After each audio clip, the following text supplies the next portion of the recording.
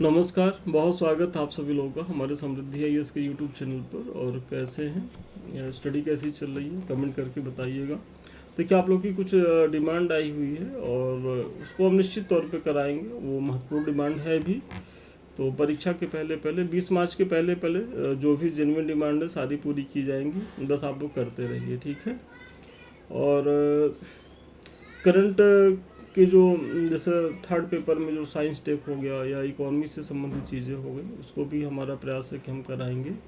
और आईआर की चीज़ें भी तो होंगी, तो आप लोग घबराइए नहीं। बस चैनल पे मंडे, फ्राइडे और वेडनेसडे 3 दिन बने रहिए, तो आप देखेंगे धीरे धीरे करके चीज़ें कवर होंगी।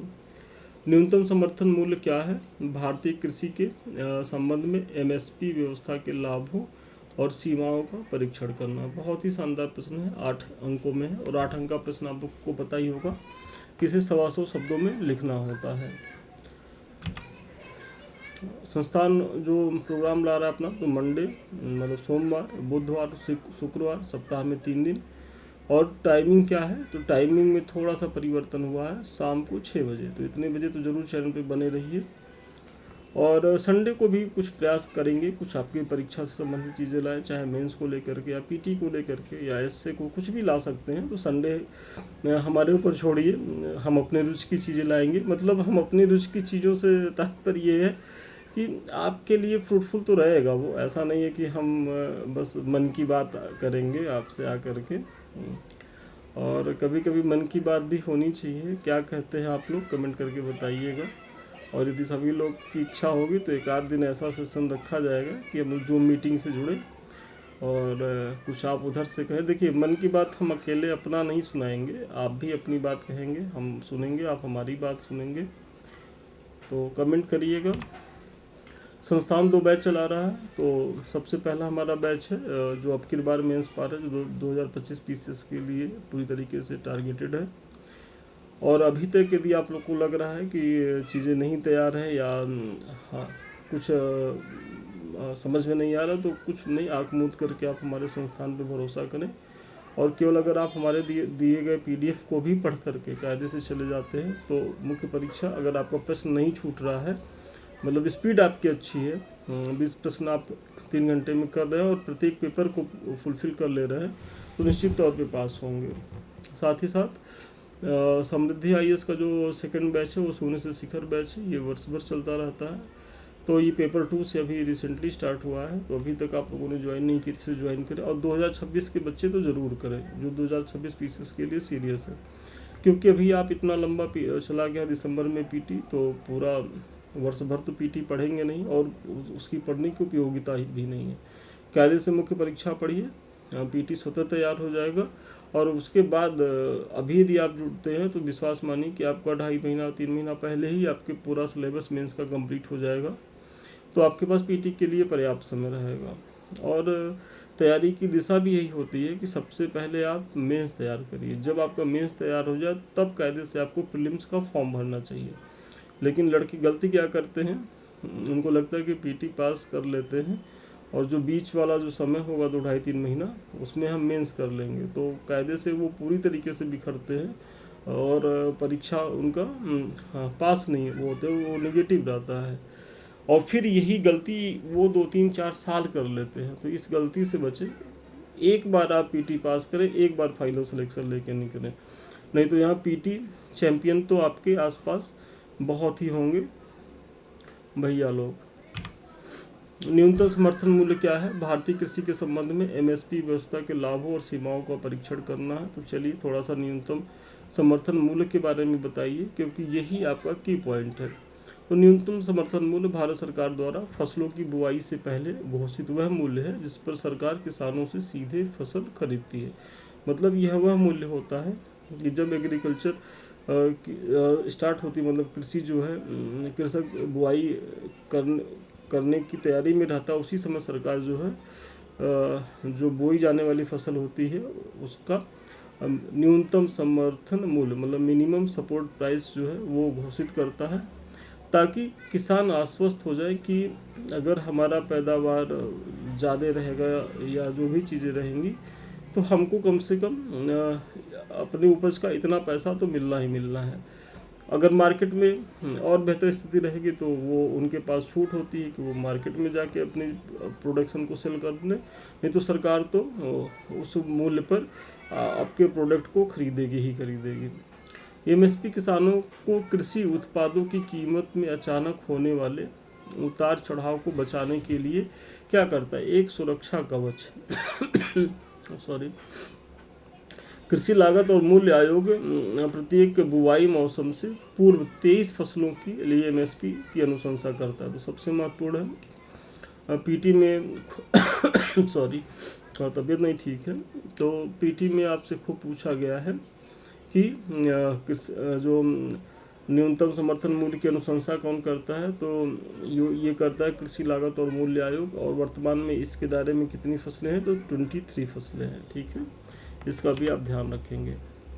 फिर एमएसपी व्यवस्था के लाभ क्या है, तो सबसे पहला लाभ है किसानों की आय की सुरक्षा।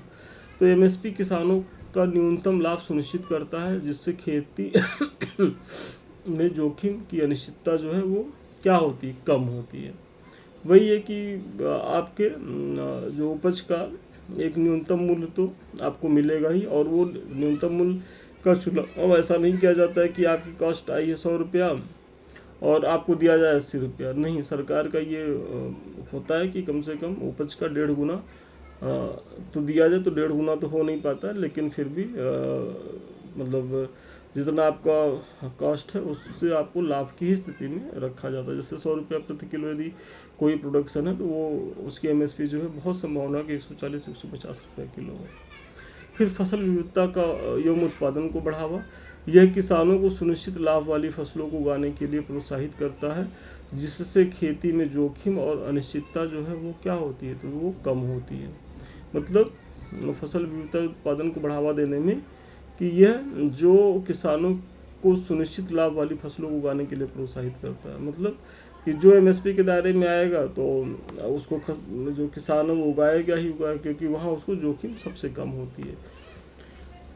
कीमतों को स्थिर बनाए रखता है, मतलब एमएसपी क्या है कि अगर जब बाज़ारों में कीमतें अचानक गिर जाती हैं या ज़्यादा उत्पादन हो जाता है, तो ऐसी स्थिति में भी ये किसानों को औने पौने दाम पे अपने उपज को बेचने से रोक देती हैं, क्योंकि उनको ये है कि भाई हम जो है भले बहुत ज़्यादा सरप्लस प्रोडक्शन हो गया, लेकिन हमको सरकार इस मूल्य पे हमारे प्रोडक्शन का जो है वो खरीद लेगी। तो वही इसमें बताया जा रहा है।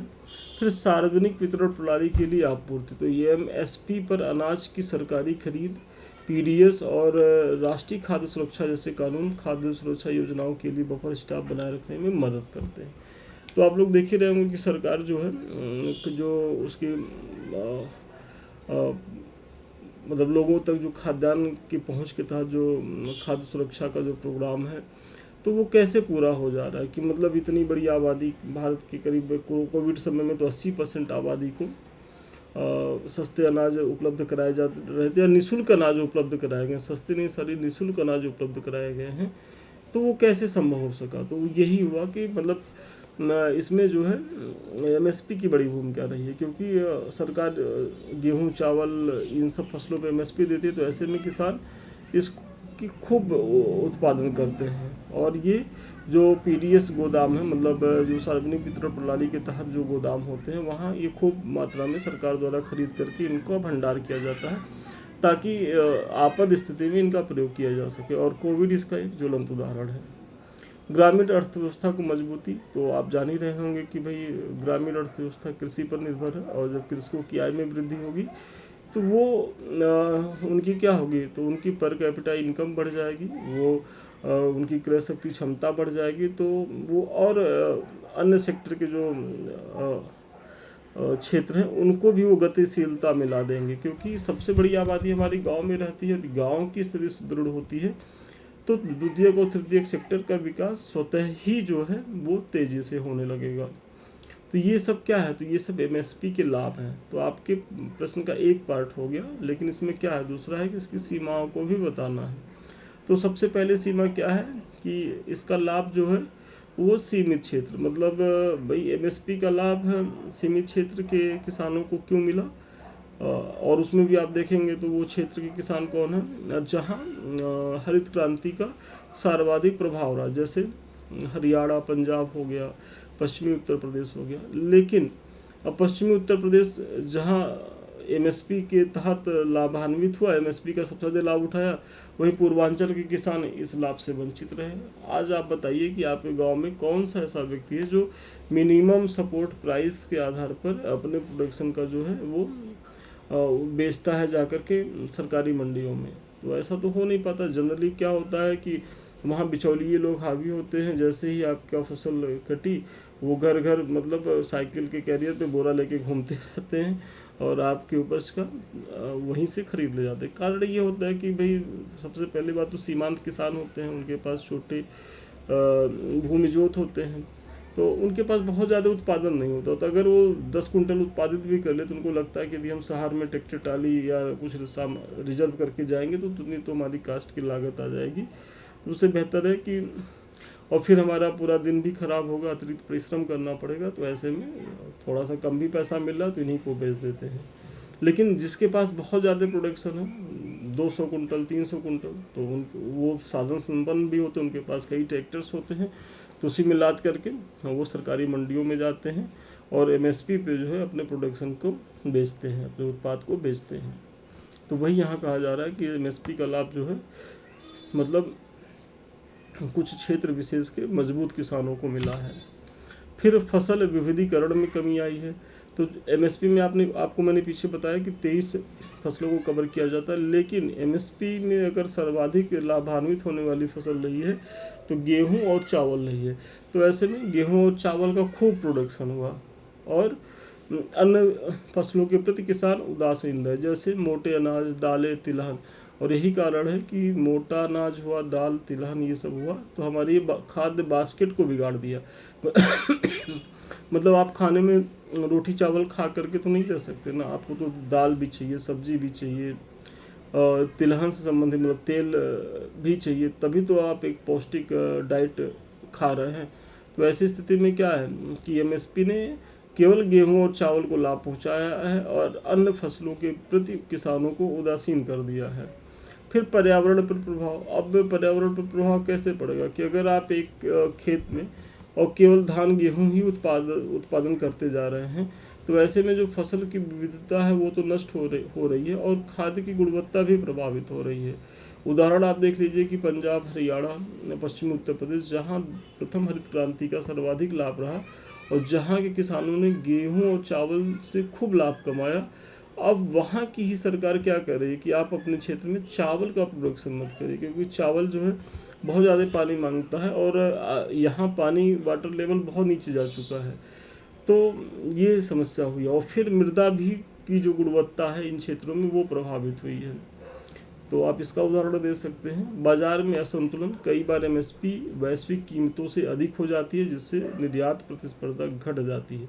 मतलब होता है क्या है कि अगर एमएसपी किसानों को खूब बढ़िया मिल रहा है तो अपने देश में ही बेचते हैं, जबकि उनके पास एक सुनहरा अवसर होता है कि वो अंतर्राष्ट्रीय मार्केट से भी जुड़े।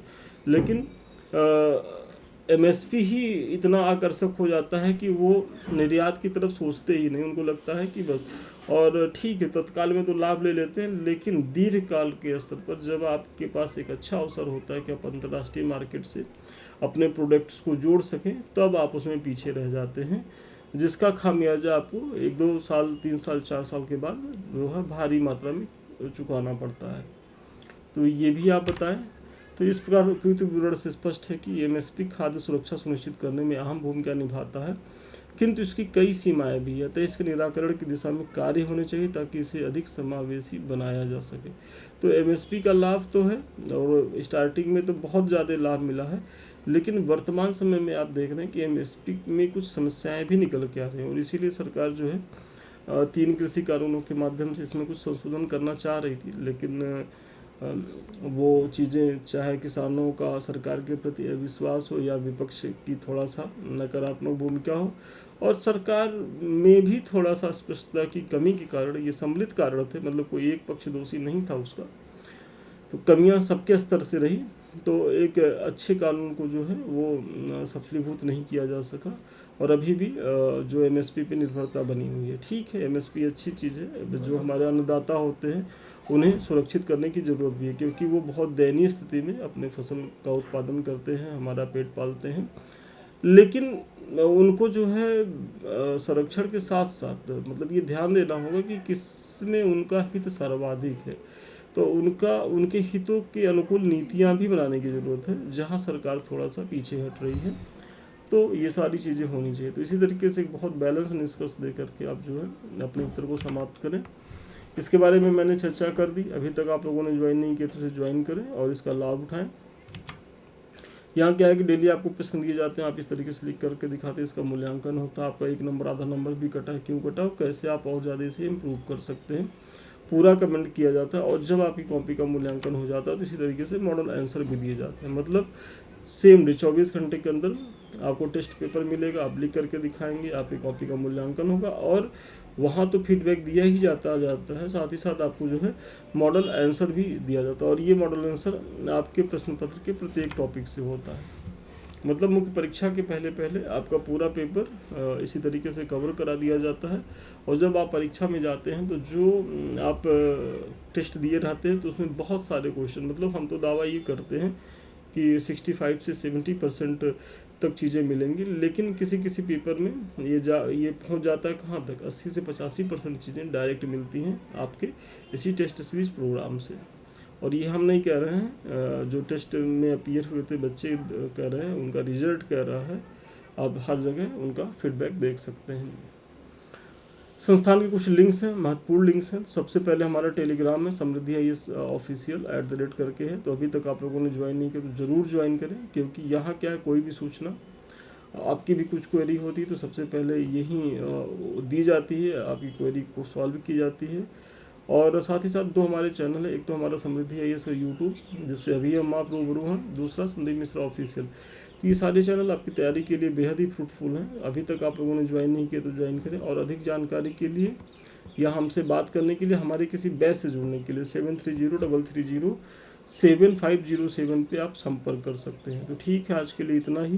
पुनः मिलते हैं नए वीडियो में नए क्लास के साथ। तब तक के लिए धन्यवाद, बहुत शुभकामनाएं आपको।